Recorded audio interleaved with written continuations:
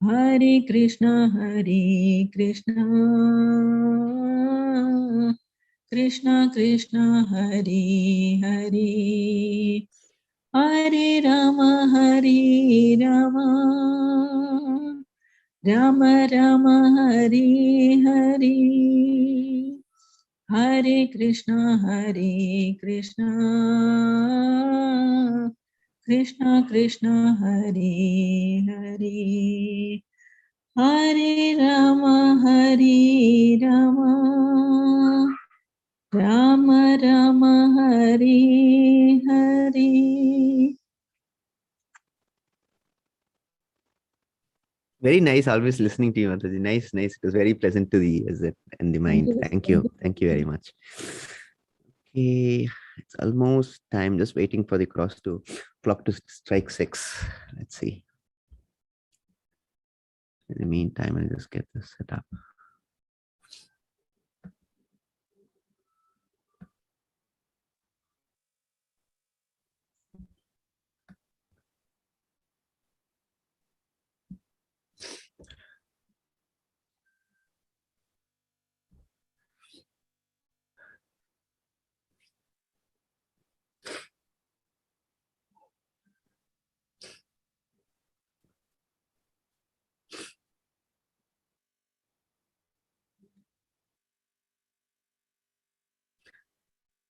Okay, 6 o'clock it is. Let's commence today's chapter 16.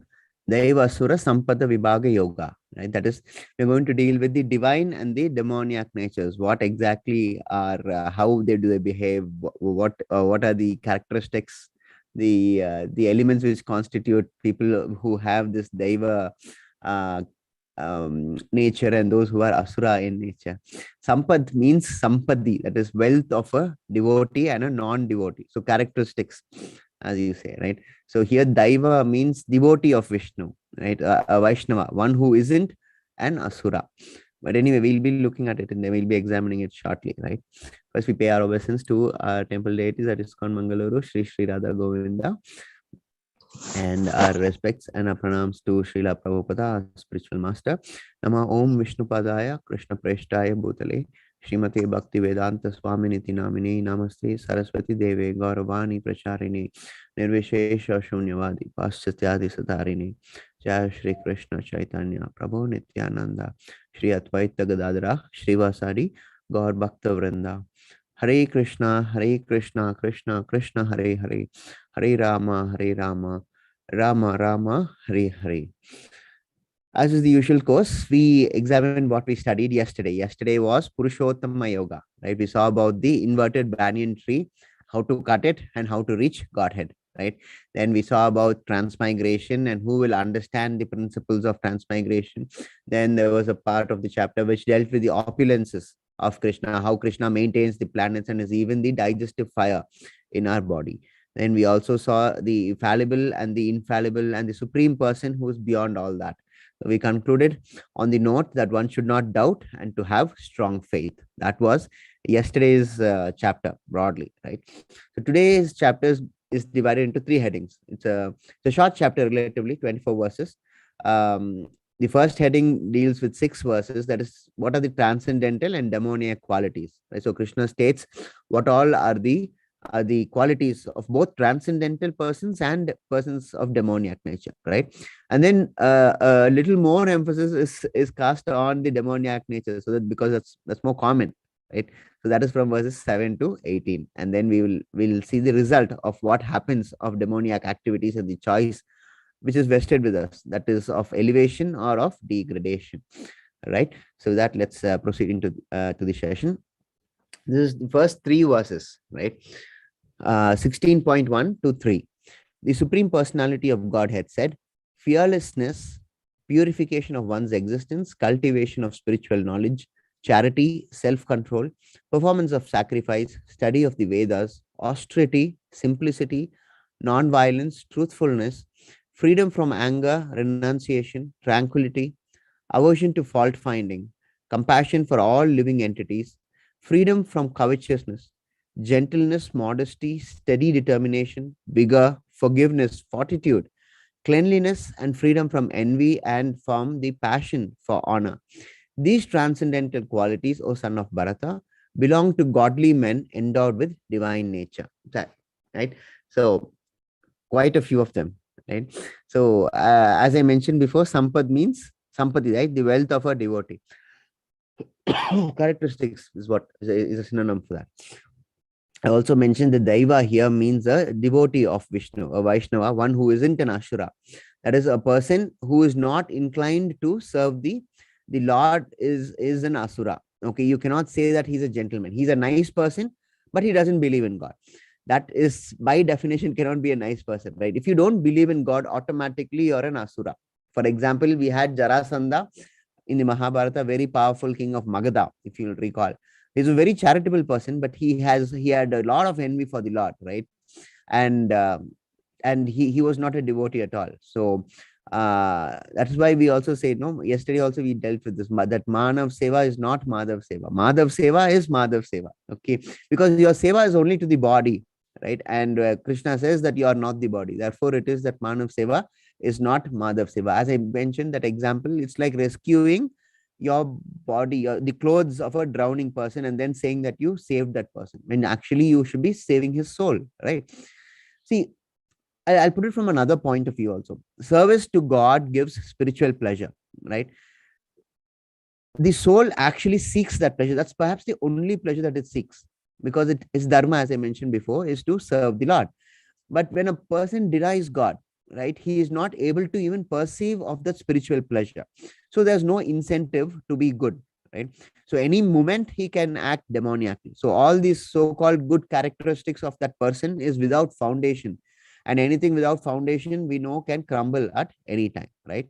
Now, returning back to this 16 verses 1 to 3, these characteristics are what Krishna says belong to godly men. They belong to Daiva, that's devotees basically. And each of these qualities are classified according to the ashramas of that person. We've spoken of ashramas before in chapter 5, where we saw Varnashrama, right? Where Varna is based on the classification of guna and karma, and then ashrama is on the stage of your life. So we have brahmacharya, we have sannyasa, and so on, right? Grahastha, and so on. So the first few elements that's mentioned here, you would understand is meant more towards sannyasis. Then thereafter, the elements which are mentioned are more towards grahasthas. So let's examine from that point of view first. Okay, so let's take the first element, the first characteristic, so to speak, fearlessness, right? The first quality of a gentleman, right? If a man has fear, he can have no characteristics at all, right? Similarly, if you recall, we had about 20 elements that are required in order to gather knowledge. If you recall, a couple of chapters ago, Krishna mentioned 20 elements, right? So the first one was, what was the first one? Any recollection? Let's see. What was the first characteristic there for receiving knowledge?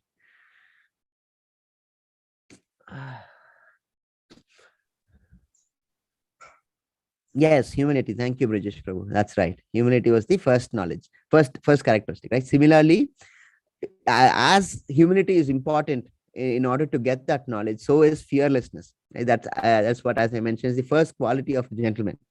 If a man has fear, right, he can have no characteristics at all. None of the characteristics after that which is mentioned will follow. A drowning man, you take a drowning man, he'll try and drown anyone who's near in order to save himself, right? He has this tendency to grab onto anything because he's drowning, right? So he has that fear. For example, Kamsa, I'm giving you. Kamsa was informed by the Asariri that after Devaki's marriage, that the eighth son of Devaki was going to put an end to him, right? So there was an impending demise for Kamsa. So he became fearful and he wanted to kill Devaki then and there, right? That is one reaction. Okay, that he tried to do in order to prevent the legend from fructifying. We all know how that ended. On the opposite end of the spectrum is Maharaj Parikshit.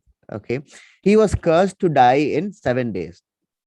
Okay, but he was not fearful. On the contrary, he surrendered. He surrendered to the Lord and wanted to know about the duties of a person on the theos of death, right? So he wanted to know what should be done in order to reach the Lord within 7 days. So he had a time limit, he had a ticking clock, and what followed was Srimad Bhagavatam, right? So if you have faith in the Lord, you would be fearless. Simple as that. Remember what I mentioned about Prahalad Maharaj going up to Lord Narasimha when he was roaring with anger after Hiranyakasipu was vanquished. The Lord was angry, right? And but then yet that's the small boy, he knew no fear because all there was love, right? So the devatas and the demigods were terrified of the form that the Lord had taken, and in order to pacify the Lord, they sent Prahalad. No, Prahalad walks up right royally to the Lord, and small boy, what would he be known, right? He should have been trembling with fear, but then he had surrendered to the Lord. He was a devotee of the Lord, right? So it is that he had no fear, right? What is this word like? Padam padam vipadam, right? Even for a small child, let's take if he or she holds the finger of their father, right? They're absolutely fearless. For us also, it's like that, except that our father here will be the Lord himself, right? Once you hold his finger, you hold his hand, then we also would be fearless, right? Okay, let's take the next element, purification of one's existence, right? So life has no other purpose than to purify our existence. We have to realize why we have been born. That is the goal. The goal is to go back to Godhead. So how do you go back to Godhead? We have to be pure. Now, strictly follow rules and regulations, follow the principles in the Bhagavad Gita, the grim principles I've already told you about. And what is the way to go back to the Lord? You chant, right? That's the best way of purifying oneself. That will burn through all the karmas, papa karma that we are in the process of gathering. Okay. Third element is cultivation of spiritual knowledge. So read more and more, and read not just fiction, right? So you have to read spiritual texts. That is what is important. We can spend our time reading a lot of other useless junk and nonsense. That's not the point. The point is to read spiritual books like this Bhagavad Gita as it is, and then we have all this Veda in vedabase.io, which gives you so much of information, and the literature there is transcendental knowledge, right? So read. We have to cultivate our spiritual knowledge. Then of course we have charity. Now so far what we have seen, three elements we have seen, right? The first three largely pertain to a sannyasi, right? Now charity a sannyasi would not be able to do because of the very definition of sannyasi, right? Because he is a renounced person. So where is he going to go and give charity from, right? So from henceforth what we are going to see is more to deal with grahasthas. You see, a sannyasi in the Vedic times was one who would have nothing with him. So where from would he give charity, right? Nowadays they are running states. That's an entirely different thing, right? But let's not go there. So charity is for the grahastha. So it is the grahastha who has the run of the entire society, because he is the one who is the contributing member to the economy, right? So charity is more relevant for the grahastha. Now then we have self-control, right? Again, it is for the grahastha. He is the, as I mentioned, he is the earning person in the society. He has to maintain a home. He has to maintain his spouse. Then he has his children to take care of, right? So all this he can do because he is the person who is in the day-to-day activities of the society. He is the person who is involved in the economic activities of the society. So if he doesn't have self-control, the mere fact that he has money would lead him to all paths of self-destruction, right? So it is that self-control is important for him. Similarly, we have performance of sacrifice, again for the grahastha. At that stage of being a grahastha, it may not be easy for him to cultivate spiritual knowledge because he has other things to do, right? So he may not be in a position to sit and read as it is required in the other characteristics. But then instead of that, an alternative is mentioned, such as performance of sacrifice, right? This is again another way eventually which will lead to cleanse yourself, purify oneself, right? So this is recommended instead. Then we go on to the brahmachari. Now what does the brahmachari do? He has to study the Vedas. Austerity, simplicity are all about the brahmachari. Needless to say that brahmachari has to be austere and simple. That's again by definition, right? Brahmachari is supposed to be austere and simple. He should study the Vedas under the guidance of a spiritual master, and he should serve his guru. We again saw this in the fifth chapter itself. So like that, there are totally 26 qualities, essential qualities. Okay, now let's see the let's just quickly go through the rest. The problem is this: on each characteristic we can spend a day, right? But then we don't have the time. So let's see the remaining very quickly. Non-violence, we all know that, right? Ahimsa paramo dharma. Truthfulness, that's of course a universal principle. Freedom from anger, again universal principle. Renunciation, you'll find that as a common thread everywhere throughout the Bhagavad Gita. Krishna says control your senses, renounce, right? So renunciation is again mentioned here. Tranquility is the ability to maintain peace. So Krishna says one has to be tranquil. There's a person with divine qualities, godly men have the characteristic of being tranquil, right? Then of course there should be the aversion to fault finding. Okay, that you shouldn't generally find fault with others. But then there are two categories of people with whom you are entitled to find fault with. One is your children, and the other is your disciples, right? Apart from these two categories, we do not have a right to find fault in others, right? Because it doesn't make any difference. You will only be branded as a person who is nitpicking, right? But for disciples and children, you are allowed to find fault. That's what the Shastra says, right? And besides, if you really apply it in the practical sense, you find fault, nobody is going to take it in the right way, right?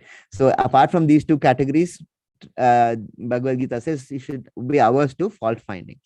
Compassion of course is a universal principle, but not the compassion that Arjuna was having in chapter 1, if you recall, right? So the rest are all universal principles. Fortitude, cleanliness, all this, of course, freedom from envy, and all this is a universal principle. It doesn't require much of an explanation. So that is verses 1 to 3 in chapter 16. Let's examine chapter 4. Sorry, verse 4. Hare Krishna Mataji. Hare Krishna Prabhuji. Om Namo Bhagavate Vasudevaya.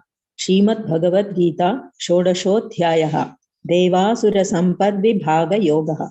Shri Bhagavanuvacha Dambo Dharpa Vimanascha Krodha Parushyamivacha Ajnanam Chabhidhatasya Partha Sampadamasurim. Arrogance, pride, anger, conceit, harshness, and ignorance. These qualities belong to those of demoniac nature, O son of Pratha. So you see the difference, 26 characteristics of people who are godly in nature, right? So look at that. We have 26 characteristics. All these Krishna says are characteristics that belong to godly men, 26 of them. And see, for demoniac people, there are just 6. Very simple, straightforward 6 qualities, right? But then this is only an introduction. The rest of the chapter is very easy because it is easy to identify with these qualities, right? That's why I spent quite some time on the first slide. These qualities we can identify quite easily with: arrogance, pride, anger, conceit, harshness, and ignorance. These are things that we see on a regular basis, right? And these qualities are like this mad elephant, right? They really destroy whatever is there in front of you. Okay, let's examine the next verse. 16.5. Hare Krishna. Hare Krishna. Devi Sampad Vimokshaya Nibandaya Surimata Masucha Sampadam Devi Abhijatosi Pandava. The transcendental qualities are conducive to liberation, whereas the demoniac qualities make for bondage. Do not worry, O son of Pandu, for you are born with the divine qualities. So Krishna is giving a certificate to Arjuna, right? So once Krishna gives a certificate to Arjuna, there can be no more question about Arjuna's qualities, about Arjuna's qualifications. Today we have people who say Arjuna is a useless fellow, right? He was protected entirely by Krishna, and without Krishna, okay, I lost my train of thought for a moment. Sorry. What I meant to say was, today the situation is such that we have debates going on about Arjuna's qualifications, whether he was indeed a person who is entitled to such high level of place in the Mahabharata. So what people do, they start nitpicking, fault finding, right? We just saw that. We should be averse to that, right? So they pick out instances where Arjuna was not at his best, allegedly, and they start pointing out that Arjuna is not the best of men. But then Krishna here is giving him a certificate, saying that he is born with divine qualities. All those divine qualities that we saw in the first three verses, 26 of them, Krishna says that you are born with divine qualities. So no one else can judge Arjuna, right? The problem is that we do judge. That's the problem. This quality of judging, this quality of fault finding, right? Uh, divine judgment, I mean, this is Krishna's judgment, so that is it. It's the end of story, right? Divine judgment is the highest. There's no further appeal, so to speak, right? So if you develop these divine qualities, what is Krishna saying? They are conducive to liberation. And if you have demoniac qualities, then they make for bondage. That's the main purport here. The first part of the verse, Krishna says that the transcendental qualities, that is the 26 qualities, what do they do? What is the purpose of those qualities? They lead you to liberation, right? Whereas the demoniac qualities, what do? They keep you here. They keep you bound, right? So that is the importance of this verse is in the first part. The second part, of course, is the certificate that Krishna gives to Arjuna. Okay. 16.6. O son of Pritha, in this world, there are two kinds of created beings. One is called the divine and the other demonic. I have already explained to you at length the divine qualities. Now hear from me of demoniac. Straightforward verse, no explanation is required, right? So far, Krishna says we have examined the divine. Now let us look at the demoniac, an introduction, so to speak. Okay, let's see. 16.7. Hare Krishna Mataji. Hare Krishna.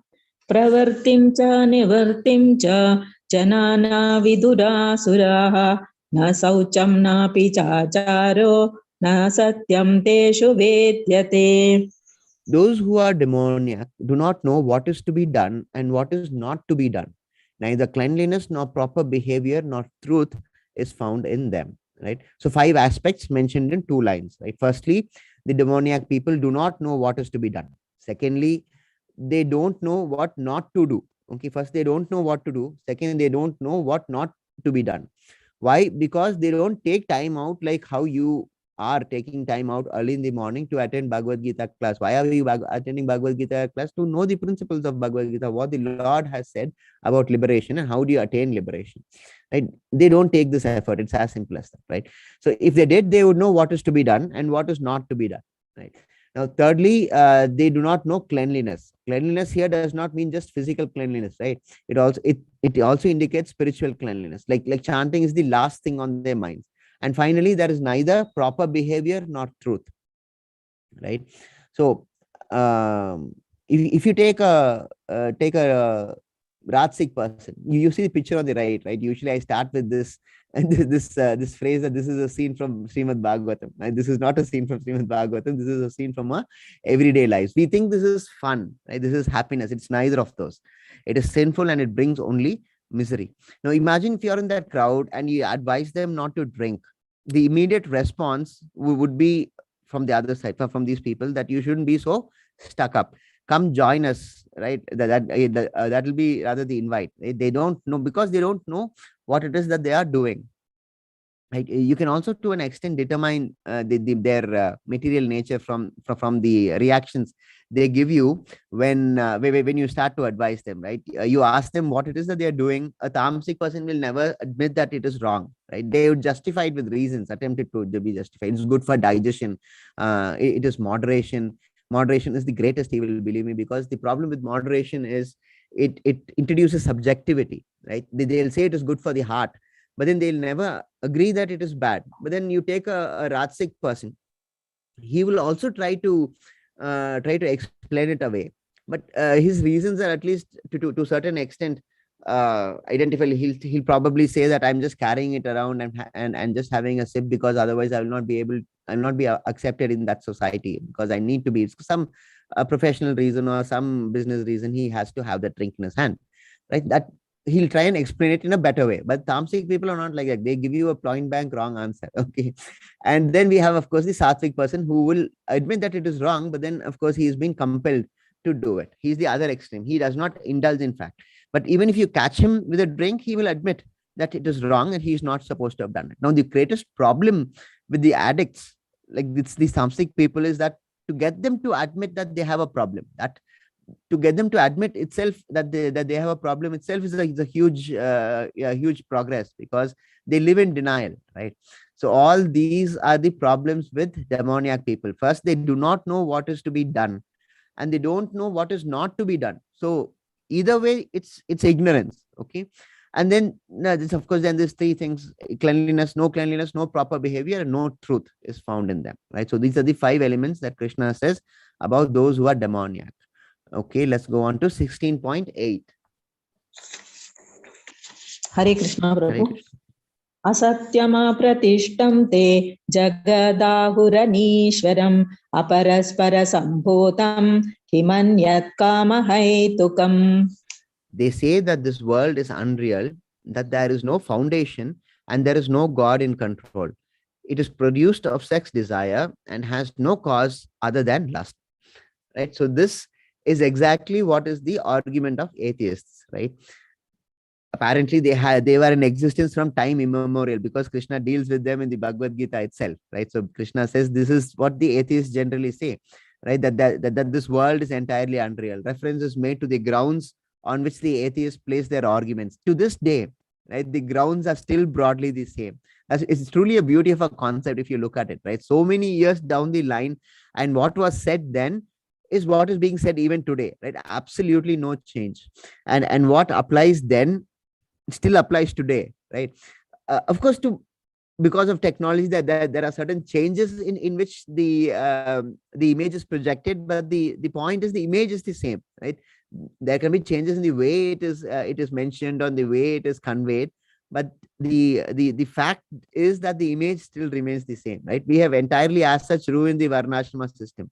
But nevertheless, man has not changed over millions of years, right? The nature, the human nature has broadly remained the same. Now, what are the arguments that these people make? These proud atheists on the picture that you see on the screen. They say that the world is unreal. Now, why is it that they say that the world is unreal? Because it makes it convenient for them, right? If it is unreal, then they can do whatever they want to do, right? And it does not matter, because they are free to indulge their senses. You should know that there's a fine distinction in saying that the world is unreal with no consequences, and the world is an illusion but which has consequences, right? It's a very fine line, but that line exists nevertheless, right? Now, when you say that that this world is unreal, then there is no consequences, right? Then there's nothing actually stopping you from doing whatever one wants, right? And the rest of the arguments are all what is made today. They say that there is no God. That is the definition of atheists, right? And then they say, so there must be some explanation for the creation. And then the reason that they give is that this entire thing comes into existence because of lust, and nothing but lust. So there is no higher platform at all in existence. They don't even perceive of this possibility that there can be a higher level of existence. That is what the atheists' arguments are. Now let's see it further. Okay, 16.9. What do they do following such conclusions? Okay, 16.9. Following such conclusions, the demoniac, who are lost to themselves and who have no intelligence, engage in unbeneficial, horrible works meant to destroy the world. Right. So this verse gives the consequence of the acts of such atheists. Right. So we have cloning. We have the something called the gain of function research, which is the cause of this pandemic itself. Right. So we have the bombings of Hiroshima and Nagasaki. All these are done by these demoniac people, because they are lost to themselves. They don't know what they are doing, right? That's what we saw in the previous verse. They do not know what is to be done. So what do? They engage all their intelligence, and then they go and do acts which are unbeneficial to the world. And in fact, it says specifically that acts are of such nature that it can amount to even destroying the world. Now we have nuclear weapons, right? There's this concept called MAD, M-A-D, mutually assured destruction. So we have such nuclear weapons which can ensure destruction of the entire planet, right? So how did these all come into being? All came into being because of these kinds of activities, right? Because they do not know what is not to be done also, right? So these are all about the reactions of people of demoniac nature. Let's see, 16.10.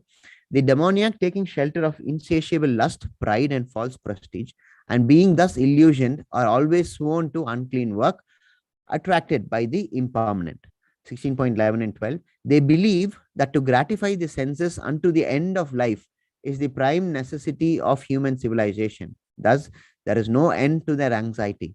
Being bound by hundreds and thousands of desires, by lust and anger, they secure money by illegal means for sense gratification. So 16.10, it's a call out for the grim principles again, right? So people of such nature, that is demoniac people, they indulge, right? They just think about the animals we eat. No, we take chicken, we take goat, pig, cow, all animals which do not put up a fight. And let us see you go and eat, and fight a tiger and then eat that tiger, right? First of all, the law doesn't permit that; it will put you inside jail. But the point is, you only take advantage of the animals who cannot fight, right? Who have trusted themselves in our care, right? So how cruel is that? It's actually stabbing one in the back, right? So having having been domesticated, then we just take advantage of them, right?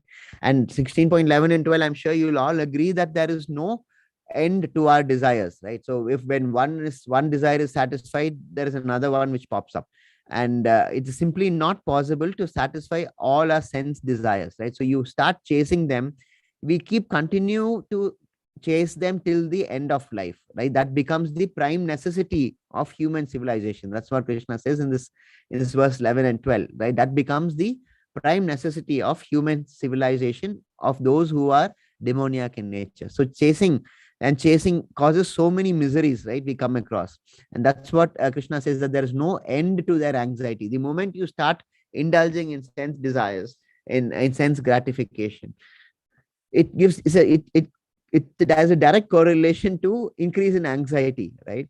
So yet we chase, we cannot give up the sense gratification, whereas Krishna says that you have to, right? Eventually, at least. So because of all this, what happens? We fall in anxiety, anger, lust, pride, arrogance, and so many sins we commit because of these qualities of demoniac nature, right? So satisfaction of desires, that is what causes all these troubles, and that is how most demoniac people are. Proceeding further, 16.13 to 16.15. So this is three verses together. Okay. The demoniac person thinks, so much wealth do I have today, and I will gain more according to my schemes. So much is mine now, and it will increase in the future more and more. He is my enemy, and I have killed him, and my other enemy will also be killed. I am the Lord of everything. I am the enjoyer. I am perfect, powerful, and happy. I am the richest man surrounded by aristocratic relatives. There is none so powerful and happy as I am. I shall perform sacrifices, I shall give some charity, and thus I shall rejoice. In this way, such persons are deluded by ignorance. Right? So this is the best laid plans of mice and men. Right? So this is how a person thinks, a demoniac person thinks. He thinks that I am the Lord, that I am the enjoyer. That is the problem.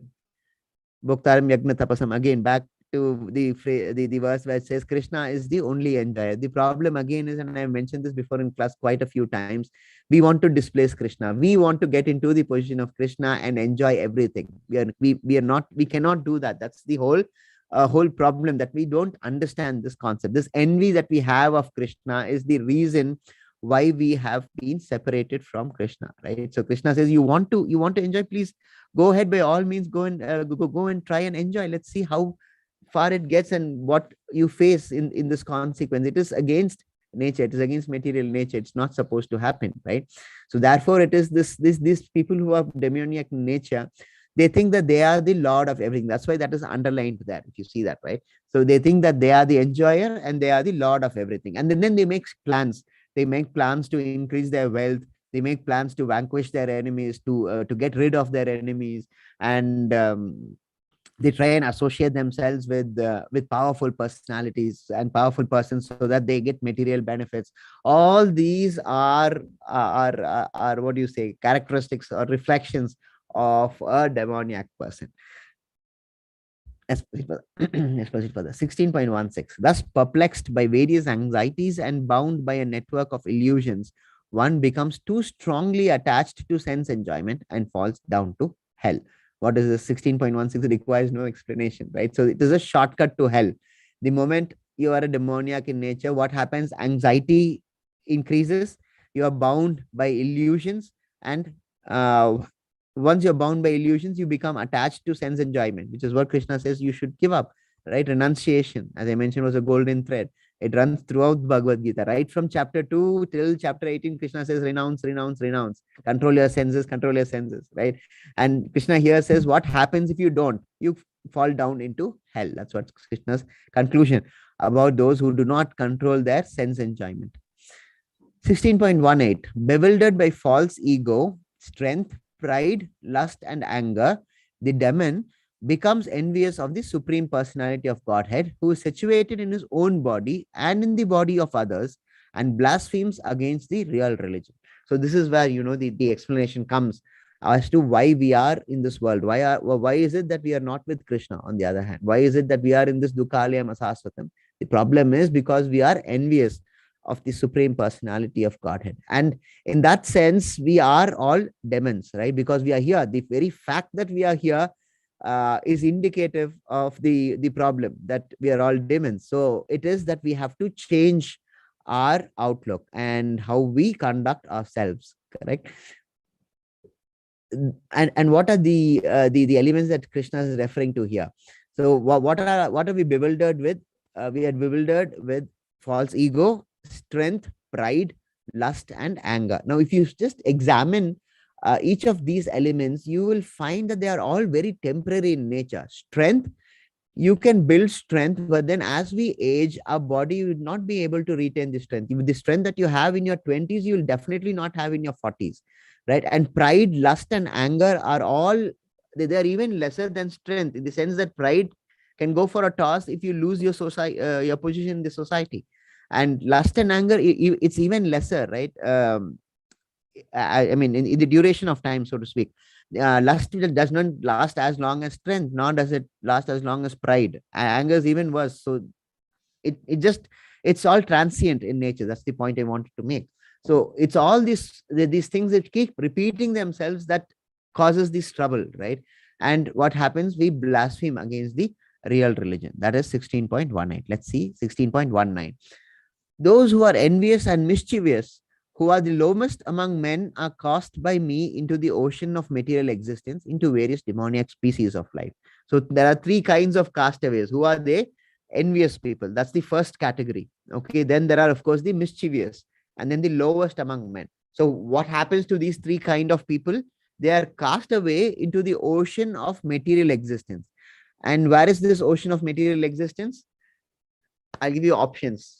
Okay, tell me. It is this ocean of material existence is Patal Lok, it is Brahmalok, it is Vaikunda, or it is right here, this planet Earth. Where is this ocean of material existence? What does the chat say? What do you guys say? What do you say? Where is this ocean of material existence? Okay, Brijesh Kumar, Brijesh Prabhu has I think for once got it incorrect. Patal Lok.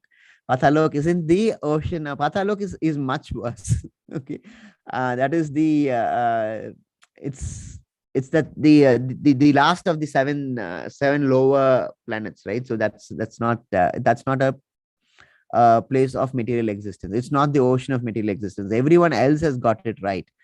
Hrithik Prabhu, Srilekha Mataji. Let's see who else. Sulochana Mataji, of course, getting right. Yeah, I'm not surprised by that. Sarika Mataji is, of course, right. Brijesh Prabhu on the second part has got it right. Yes, Earth it is. And Varsha Mataji also had got it right. Yes, perfect. So Earth is again the ocean of material existence. So these three people are cast away into the ocean of material existence. Now, why are they cast away into the ocean of material existence, and why is it that they're not cast away directly into hell? Let's examine that. Okay.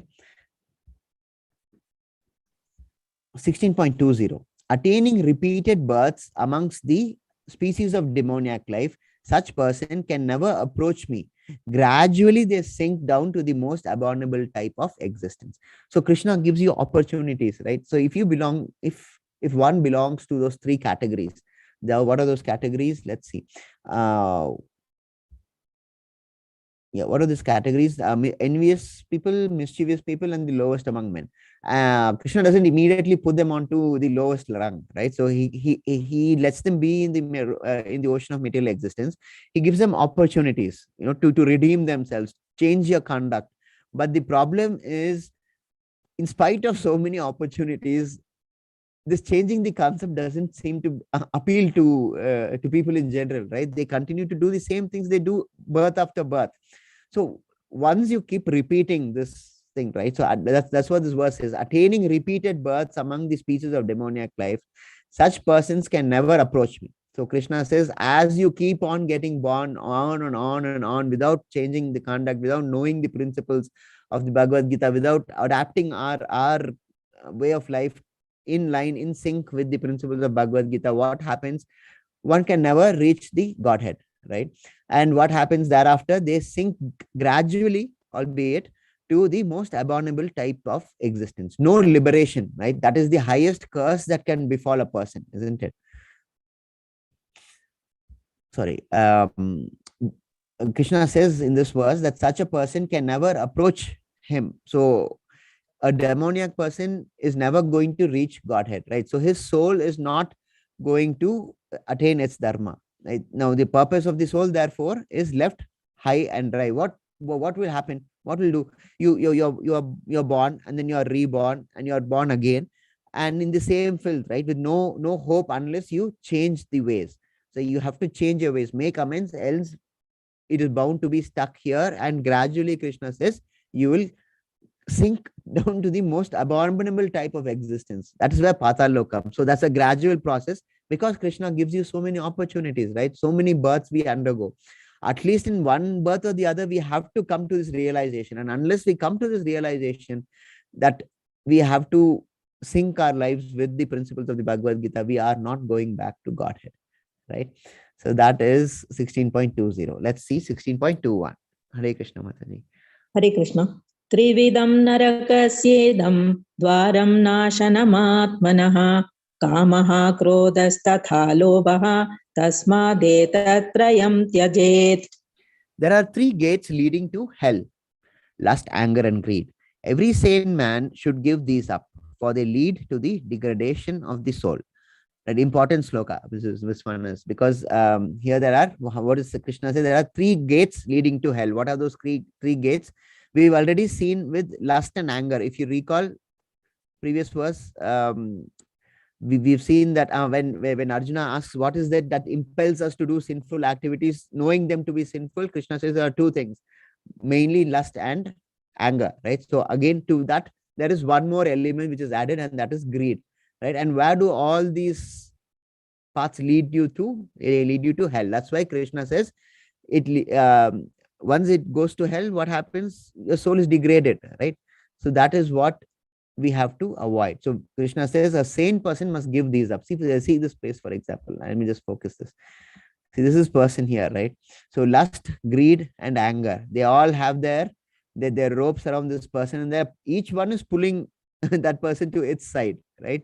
So there's such strong attraction to this, but then we need to break free from these ropes, isn't it? That's what Krishna says, a wise man should give up this three things: lust, anger, and greed. Let's see the next slide.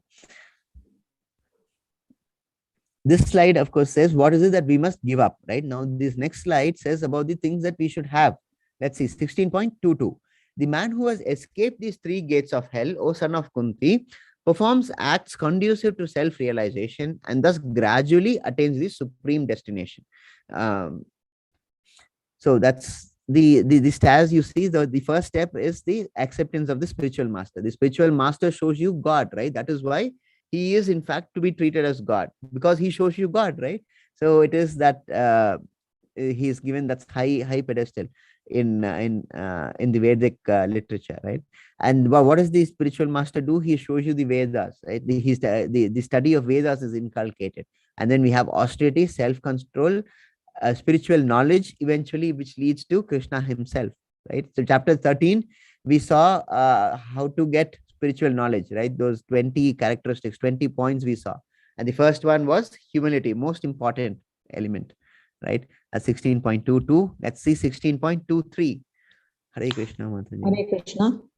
Yaha shastravidimutssrijya vartate kamakarataha na sa siddhimavapnoti na sukham na param gatim. But he who discards spiritual injunctions and acts according to his own whims attains neither perfection nor happiness nor the supreme destination. Na siddhim, na sukham, na paramgatim. Nothing we get, right? Simple, Krishna says, follow the Shastras or the spiritual injunctions, right? Don't act as per what your mind says. We must understand that this mind is limited. We think that we can apply logic to everything and we will come out victorious. That's not how it happens, right? We should understand that this mind is limited. We think that merely by applying mind over matter, we can surmount everything. That is simply not true, right? And I've told you this before, right? There's a theory that says that the brain is so complicated that it cannot understand itself, right? It's a victim of illusions, right? And the illusions are so strong that the brain is not, or the logic for that matter, is not able to break free. That's why we have the stories of Ajamila, we have the stories of Bharata. What is common in both of those stories? They were both victims of their minds, correct? Both, you take Ajamila, victim of his mind. Sage Bharata, again victim of his mind. They allowed to at a certain point in their lives, a most crucial point in their lives, to let their minds dominate rather than let the heart and the soul dominate, right? That is the problem, right? So when that is the case, how can it understand about the all-pervasive God? Because God is supreme, right? And we are all Jivatmas, right? Therefore, it is simply inconceivable to think that we would be able to understand the supreme personality of Godhead. See, it's not that you cannot understand; it just takes some amount of effort. And then the problem is, while taking that effort, we start substituting our mind, right? And then we start questioning: how is this? How is that? How can that be? You can question, but then you have to question with faith, not question with doubt. You see, that's a fine distinction there. But that distinction is a very real distinction. Questioning it with faith is entirely a different way of approach. Right? You know it is true, but then you're trying to understand why it is true. That is there. But when you question with doubt, you want to establish the falsehood of what is said in the Shastras. Now, that is not the kind of approach that one should have when we're trying to deal with, to understand this. That's what Krishna says here, that we should not discard the scriptural injunctions, what have been stated in the scriptures, the Vedas. That's what it means. Vedas, Upanishads, the Puranas, all that we cannot dispute. You're not supposed to discard that, and then you shouldn't be acting in the way your mind tells you to act just because it satisfies the call of the hour. You shouldn't act by what your mind is saying. You always rely on the Shastras, okay? Because that will protect you. All you need to do, I did according to the Shastras, how is it that I can be wrong? And Shastras will protect you, right? So that is that. And what happens, Krishna also says, what happens to the person who does according to what his mind tells him, what his own fancy and what his own whim tells him to do. Neither does he get happiness. Na siddhim, na sukham, na paramgatim. There is no happiness, no perfection, nor does he reach the supreme destination, right? 16.24, final completion sloka of this chapter. Hare Krishna Prabhu. Tasmat shastram pramanam te karya vyavasthrito jnatva shastra vidhanoktam karma kartur meharhasi. One should understand what is duty and what is not duty by the regulation of the scriptures. Knowing such rules and regulations, one should act so that he may be gradually be elevated. So act according to the evidence of the Shastras. Even Krishna had a guru, right? Sandipani Muni, right? So the person who says that he is the Vedas has a guru, right? Why does Krishna need a guru? Right? He's giving us a message. He's setting an example. Follow me, he says, right? And you should act in accordance with what the Guru says the Shastra means. That's another important thing, right? When you read, sometimes when you read wrong. At least you understand it wrong. It's not a matter of reading it wrong. You understand it wrong, right? And then you can't then say that this I acted according to the Shastra, but then it turned out to be wrong because our understanding of the Shastra is wrong. And that's why the role of a spiritual master becomes so important, because the spiritual master knows the real meaning and the purpose, the object of the Shastras, right? So that is how you gradually reach the final destinations. Yeah, that the last two verses of this chapter gives us the importance of acting according to the Shastras, right? So the takeaway here is two things. First, we saw all the characteristics of divine people. Divine people, simple. First three verses deal with the characteristics of divine people, 26 characteristics.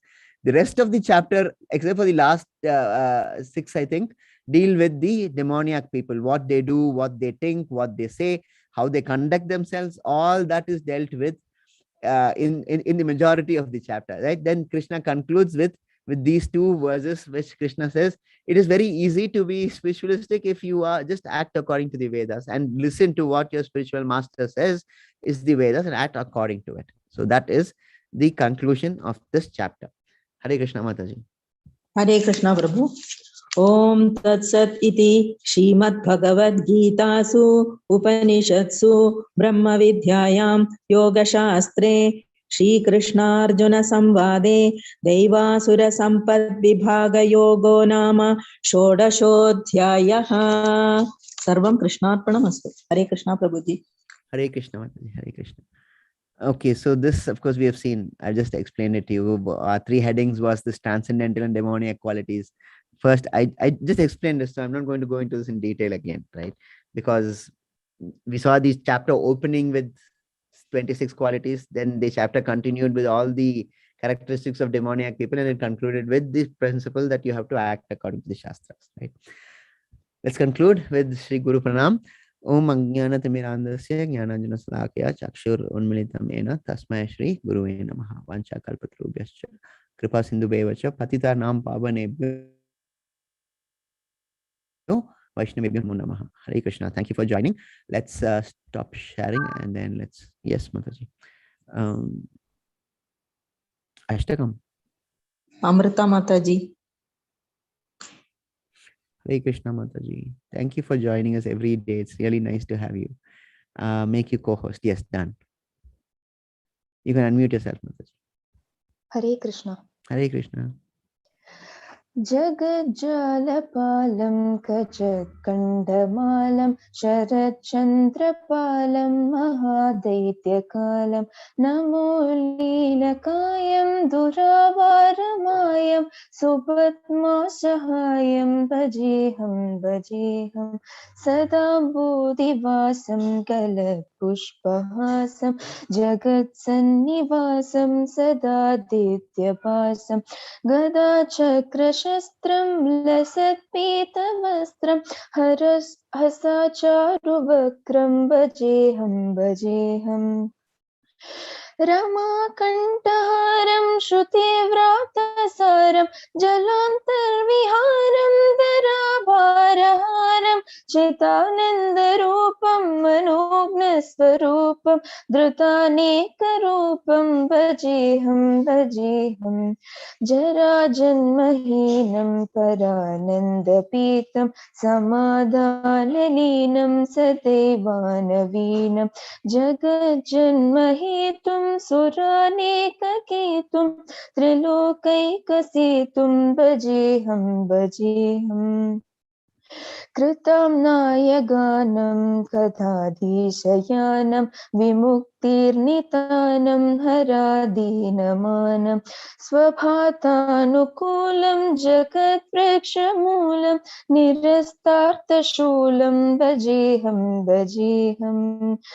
Samastamaresham Dvare Papakesham Jagatbimbalesham Hridakashadesham Sada Divyadeham Vimukta Kileham Suvaikuntakeham Bhajeham सुरालीबलिष्टं त्रिलोकी वरिष्ठं गुरानन् गरिष्ठं स्वरूपैकनिष्ठं सदा युद्धधीरं महावीरवीरं महाबोधितीरं भजेऽहं रमावामभागं तलानग्ननागं कृतादीनयागं कथागाररागं मुनीन्द्रैः सुखीतं सुरैः सम्परीतं गुणोगैरतीतं भजेऽहं हितं यश्चु नित्यं समाधाय चित्तं पतेतष्टकं कण्ठहारं मुरारे स विष्णुर्विशोकं ध्रुवं याति लोकं जराजन्ममोक्षं पुनर्विन्दति नु हरे Krishna Hare Krishna, Mataji. Thank you. Any questions in today's chapter? Any questions in the previous chapters? No? No hands raised? No messages in chat box, Mataji? Wow. Then we have Went up quite Yabala fast. Shloka. Hritik Prabhu. Yes, Prabhuji. Okay, go on. Hare Krishna, Prabhuji. Hare Krishna. Okay, Prabhuji, I have a doubt in the purport of the 15.1 shloka. Okay, Okay, can you read it? let's see. Just give me a moment. Okay, let's see. 16.1 is it? Today's chapter. Today's chapter, no? No, Yesterday's chapter, 15.1. Just give me a moment. I'm not able to hear properly. Just give me a moment. 15.1. Yes.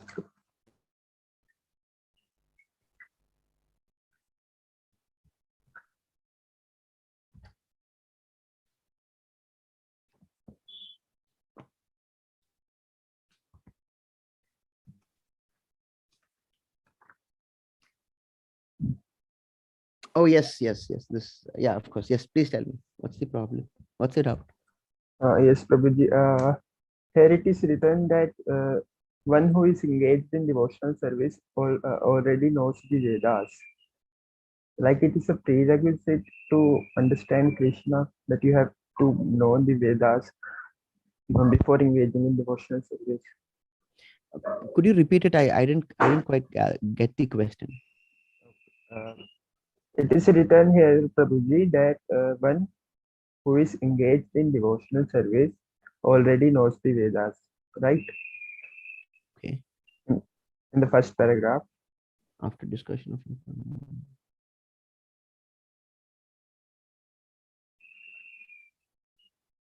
okay.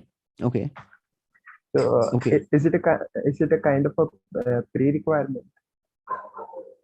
No, it's not. You'll see in chapter 18. We've already seen that though. You remember there was a verse which specifically dealt with this. You may not know about jnana, you may not know about karma. In fact, you could have only heard about Krishna from authorized sources, and that itself is enough if you worship Krishna. So it's nothing that you need to know. All you need to have is bhakti. You have devotion, have you love for Krishna, it's good enough. So it's not necessary that one has to have Vedas. But what Srila Prabhupada is saying is that if you love Krishna, then all these will automatically follow. Right? So the point I wanted to answer your question was, is it necessary? Is it a prerequisite to know the Vedas in order to do bhakti? No, it's not. Yes, The answer is it's not. It's not Another necessary. Because there's a specific verse which actually deals with it, isn't it? It says you don't have to know anything. You don't have to know this deep philosophy that says that you are not the body or the soul, or you don't have to know about the body. You don't have to know about the field. You don't have to know about the occupants of the field, the kshetrajna. You don't have to know about nayam. You don't have to know about jnana. Nothing you need to know. All you need to have is love for Krishna, and everything else is taken care of. Okay. Yes, Prabhuji. Another question. Yes. Some days ago, Prabhuji, you have said that we shouldn't gamble because Yeah. it makes our mind unsteady. I mentioned it today also. The Yes, Grimm principles. The first G is no gambling. Yeah, go on, but what's the question? Yes, so it makes our mind unsteady and thus it deviates us from the devotional path. Correct. So, is it right to say about watching movies and web series also? Absolutely. Absolutely. These things really spoil your mind. Believe me, they create a diversion, right? I know it's difficult. I know we have peer pressure, but perhaps you can restrict it. See and what is it that we see these days, right? You read the newspaper. One day's news is just pretty much the same as the next day's news. All you see is murder, theft, rape, everything that goes on in the society which is bad is what is being reported in the newspaper. Similarly, what you see in the movies, what you see in the web series, all nonsense they telecast. So why is it that we are wasting our time watching these when your time can be used in much better ways, right? You- I mean, I'm really very happy that you're reading the purport, because questions will definitely arise, like how you asked with this question today that you asked. This time that you had read the purport, you could have used for some other thing. You could have watched a movie, or could have watched a episode of Friends. But then, isn't this better? Because this gives you Yes, the Prabhu. knowledge of the soul, right? So therefore, it is that um, I do understand it is difficult to stay away from all this, because that is all when young people get together. That's all they speak about. Did you watch that season of Friends? Friends was way back in my time, but still, now what do you have? I don't even know what you guys have these days. So I can't speak the lingo, right? So when a group of friends get together, the first thing they speak about is, did you see that movie? Did you see that clip? Did you see this latest series of Game of Thrones? So on and so forth. So you sort of feel left out of the peer of the group, right? But believe me, it's no point being in such a group. It doesn't serve it any purpose. Okay, so yes, to answer your question, the answer I'd have to say is yes. It is something that we should be avoided. Chant that in that time, 16 rounds takes about 2 hours, right? It's pretty much the length of an English movie, right? So chant in that period, it'll serve the soul much better than watching all these nonsense things. And the same can be said for the social media as well. Yes, of course, absolutely. But then see, it's okay. Let me put it slightly differently. It is through social media that most of us join this course, isn't it? So we cannot say social media is evil in that sense. For that matter, YouTube, there are cat videos, and there are also videos which videos which deal with Bhagavad Gita. So it depends upon the person's choice. It is your own free will, right? You can go and watch cat videos, or you can watch the people playing pranks on each other, or people debating pointlessly with one another, or you can go and watch a Bhagavad Gita class. So it's exactly like that. It's how you use it. A knife you can use for cutting vegetables, but you can also use it to poke someone, right? Stab someone. So it depends upon how one uses it. These are just instruments. And science, as I've mentioned before, has its place. We have to use it correctly for the advancement of spirituality. Right? Yes, Prabhu. Wonderful Krishna. answers. Thank you, Hare Prabhu. Krishna. Hare Krishna. Yes, Brijesh Prabhu. Hare Krishna. Hare Krishna, Prabhuji. Thank you, Prabhuji. Thank you for having your camera on. Okay. Thank you, Prabhuji, for your so much of dedication and devotional service towards us for imparting the Bhagavad Thank Gita knowledge. Actually, frankly speaking, this is the first time, and never before we have been taught or about even knowledge of the Bhagavad Gita in our family also. They actually read about it, but no meaning, understanding, purpose, and we did not know Sanskrit. So was basically very helpful for me in the sense I got to know so much of knowledge, and I'm basically from Goa, and in Goa there is very much Western culture, and frankly speaking, I'm a non-vegetarian, and I will try to recover myself, and in that is very difficult for me. My question are regarding in general topic, like now in following these principles of Bhagavad Gita, I think like all the qualities which Vishishta, Satvik, Rajasic, and Tamasic are all in me. Like for Satvik, I do the prayers, devotional services. In Rajasic means it's related to my professional work or whatever I do for the results. And for Tamasic, basically, I think I'm a non-vegetarian and have got some kinds of anger, so I try to control it. But basically, all these qualities are there in me. My general question is now, like in Goa, basically, for any occasion, like for any official taking a flat or taking a shop or car, we go to a temple and go to a priest and ask whether it is good for us, whether we should buy or not. And then the priest, we consider that he talks to the God and then he gives us the prasadam like yes or no. So I really have a doubt in that, like whether to believe it or not. Finally, we like in our own happiness, we want to purchase something or not. Whether we should believe that particular faith which is going on or what. That is my question. I'm losing your I'm not able to hear you clearly, Prabhu. But I gather Hello? it from what I've understood so far. I'm going to fill in the blanks. No, please tell me if I'm correct.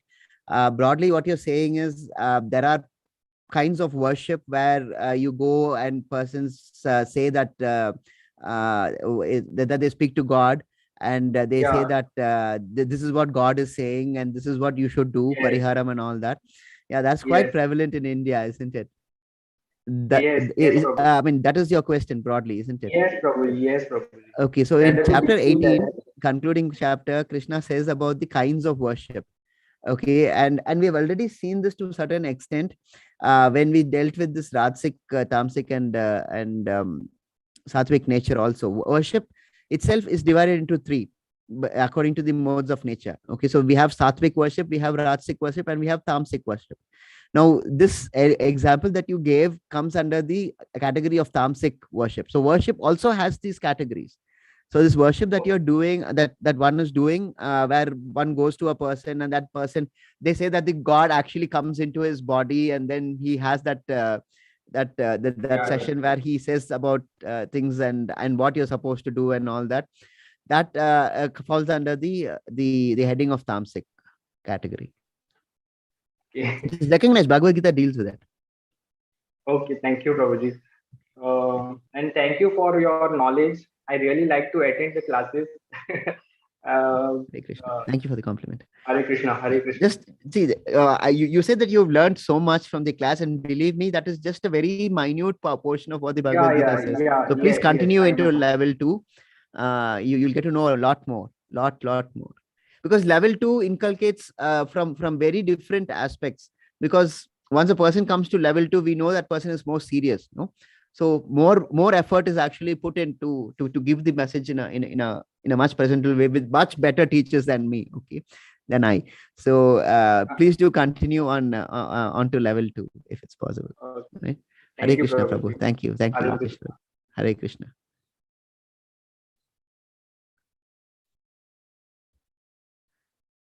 Any further questions? No. Rajesh Prabhu's hands up. Okay. Neha Mataji, Hare Krishna. Any questions on the chat box? Okay, Neha Mataji isn't here. Okay, no questions on the chat box. Okay, then in such case, then we can conclude the session. Thank you so much for joining. Tomorrow is the penultimate chapter.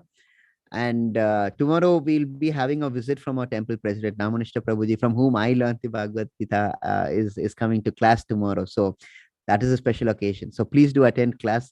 He's quite an inspiration. So just without fail, please do attend. It will be really a pleasure to meet him in class tomorrow. Right? Hare Krishna. Let's